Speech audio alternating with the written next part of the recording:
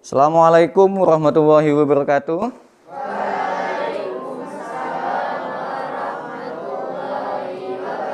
Selamat pagi anak-anak. Pak Guru harapkan pada pertemuan yang kedua ini kita semua sehat walafiat ya.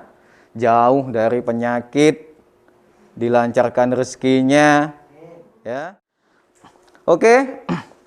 Untuk saat ini, sebelum memulai pembelajaran, kita awali dengan berdoa. Ayo ketua kelasnya pimpin untuk berdoa. Berdoa mulai. Bismillahirrahmanirrahim. Amin ya rabbal alamin.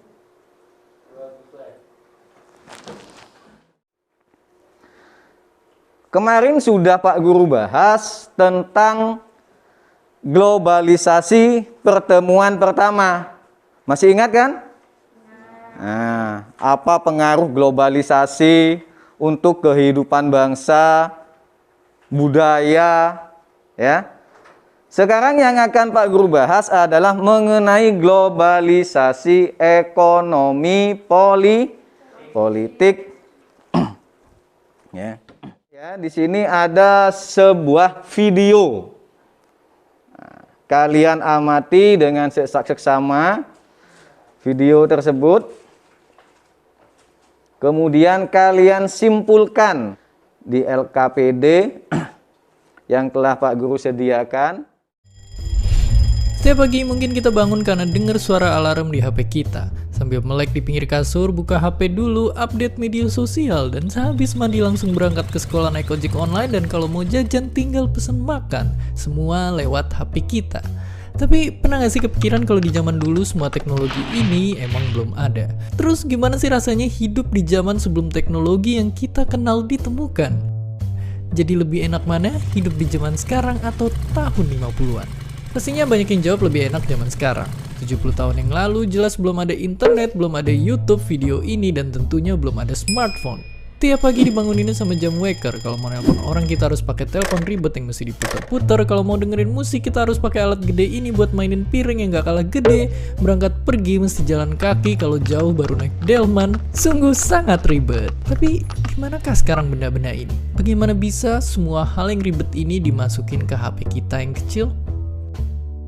Jadi, ceritanya ada revolusi yang dipimpin sama teknologi digital. Sebelum revolusi ini, penyimpanan data masih berbentuk analog atau bahkan manual. Buat ngirimnya juga belum canggih-canggih banget. Tapi dengan teknologi digital ini pastinya semuanya jadi lebih cepat dan praktis. Tapi bayangin dulu kita nyimpen data-data masih ditulis di kertas, sedangkan satu CD bisa nyimpen data sama dengan 19 meter tumpukan kertas. Dan akhirnya zaman sekarang kita udah biasa banget nemuin memori 1 tera. Padahal kalau dijadiin tumpukan kertas juga bakalan setinggi Gunung Everest yang ditumpuk 3. Ini karena semua data direkam dan dikirim dalam bentuk kode angka.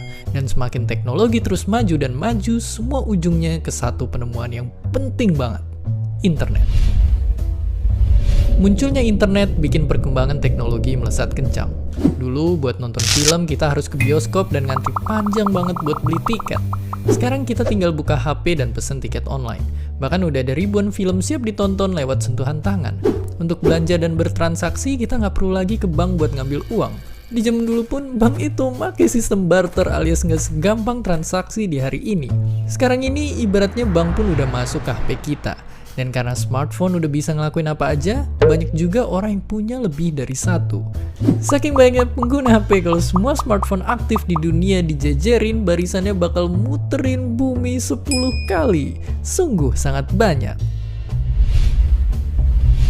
Jadi, kalau di sisi teknologi, emang zaman sekarang menang telak. Yang dulu perlu banyak tempat penyimpanan harus kesana kemari, atau harus nunggu lama, sekarang ada semua di HP kita. Asal jangan sampai kecanduan stalking sosial media mantan tiap malam. Dan seperti biasa, terima kasih. Ya, dari sini anak-anak kita sudah memahami bagaimana teknologi itu berkembang pesat. Oke, itu yang video pertama. Sekarang yang video kedua.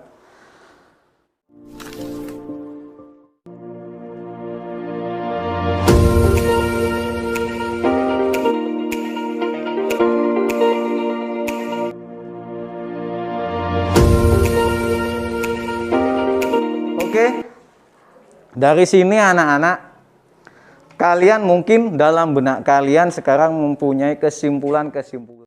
Kenapa kok bisa? Ya, dari zaman ke zaman teknologi ini semakin canggih. Ya. Sehingga mungkin kita bisa juga diperbudak oleh teknologi. Iya kan? Kalau kita tidak bisa memilah dan memilih mana teknologi yang berguna untuk kita, ya, teknologi yang membuat kita menjadi lemah atau malas, ya. Jadi tiap teknologi ini anak-anak mempunyai kelemahan dan kelebihan. Ada yang ditanyakan? Oke, jadi kalian kan sudah paham kelompoknya. Kemarin Pak Guru udah bagi, ya. Udah Pak Guru WA di grup kelompoknya siapa saja. Ayo kemudian kalian bikin kelompok pembagiannya, menurut pembagiannya. Dah? Sudah selesai? Sudah. Perhatikan ke depan. Kalian amati ya, untuk kelompok 1, 2, 3, 4. Kalian tulis untuk kelompok 1 dan 4 ya. Dampak positif dan negatif globalisasi. Dampak positifnya seperti apa? Dampak negatifnya apa? Ini untuk kelompok 1. Mana kelompok 1? Ini termasuk dalam dampak globalisasi apa? Percampuran budaya seperti ini. Ya, untuk kelompok 2, ini sering kita lihat di sekitar kita atau mungkin adik-adik kita seperti ini. Kemudian untuk kelompok 3, dari dampak globalisasi itu anak-anak juga transportasi dan lain-lainnya. Ini merupakan apa dampaknya? Nah, untuk kelompok 4. Di antara media-media sosial, itu kelompok 4 ya. Ini kan media-media sosial. Ya. Bagaimana caranya kalian memilah dan memilih? Menilai mana media atau media sosial mana yang baik untuk kalian. Kemudian kasih alasannya seperti apa. Ya, untuk kelompok 4. Udah sampai di sini? Ada yang belum memahami? Ayo, kerjakan.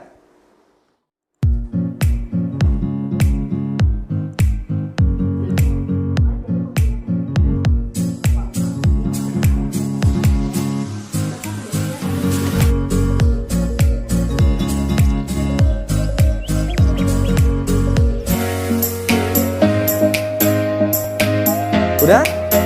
Sudah selesai? Sudah kembali ke tempatnya masing-masing?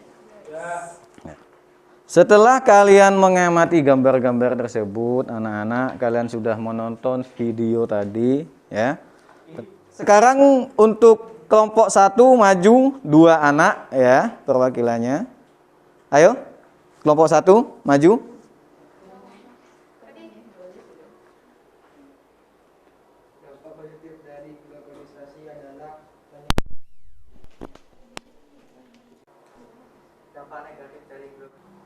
Dah, duduk. Dari kelompok 1 ya, ini dampak positifnya dari globalisasi meningkatkan taraf hidup masyarakat, mempercepat arus dan proses alih teknologi antar negara dan lain-lain. Dampak negatifnya globalisasi adalah gaya hidup kebarat-baratan, kesenjangan sosial, pola hidup konsumtif, terjadinya penyimpangan sosial. Mungkin di antara kelompok 2, 3, 4 ada yang ingin menanggapi untuk kelompok 1. Untuk kelompok 2, ada yang menanggapi? Oke, lanjut kelompok 3. Tingkat kehidupannya yang lebih baik. Dampak negatifnya pola hidup konsumtif, tingkat individualistik, gaya hidup kebardaran, serta kesenjangan sosial. Oke, terima kasih. Untuk kelompok 3. Ya. Kelompok 3, dampak positifnya terjadi perubahan tata nilai dan sikap perkembangan ilmu pengetahuan dan teknologi, tingkat kehidupan yang lebih baik. Bahkan sekarang pun dampak positifnya anak-anak antar perkembangan teknologi seperti ini, ya, seorang penceramah atau pemuka agama, dia bisa menularkan kebaikan untuk yang lainnya bahkan di seluruh dunia dengan perkembangan teknologi. Terima kasih untuk kelompok 3. Selanjutnya kelompok 4. Dalam menggunakan asas yang baik, gunakan asas yang baik.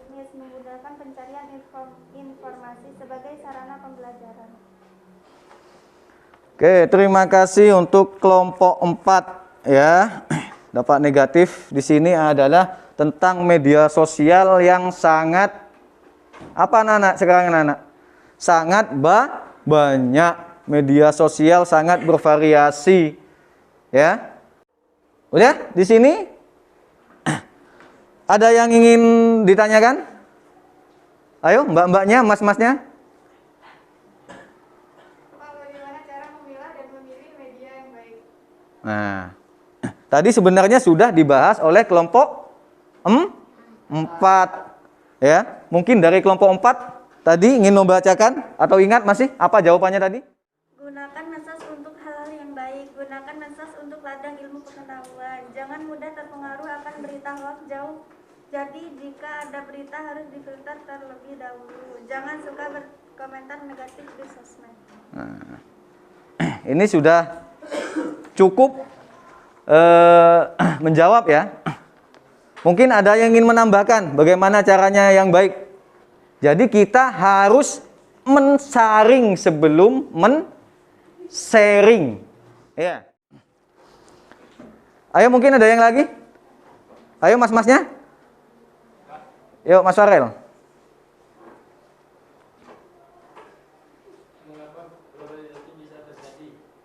Nah, mengapa globalisasi bisa terjadi?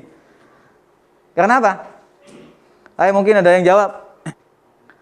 Karena yang pertama adalah daya saing, ya, daya saing dari manusia itu sendiri dan pemikiran-pemikiran yang lebih maju.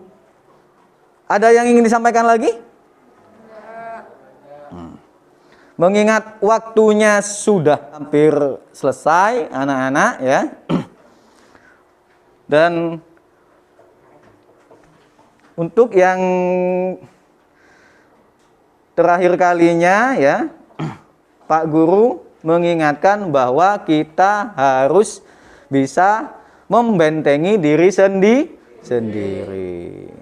Ya. Dari apa? Dari dampak negatifnya. Kalau dari dampak positifnya kita buka diri kita. Oke, untuk mengakhiri pembelajaran, ayo kita pimpin doa kembali untuk ketua kelasnya. Bismillahirrahmanirrahim. Alhamdulillahirabbil alamin.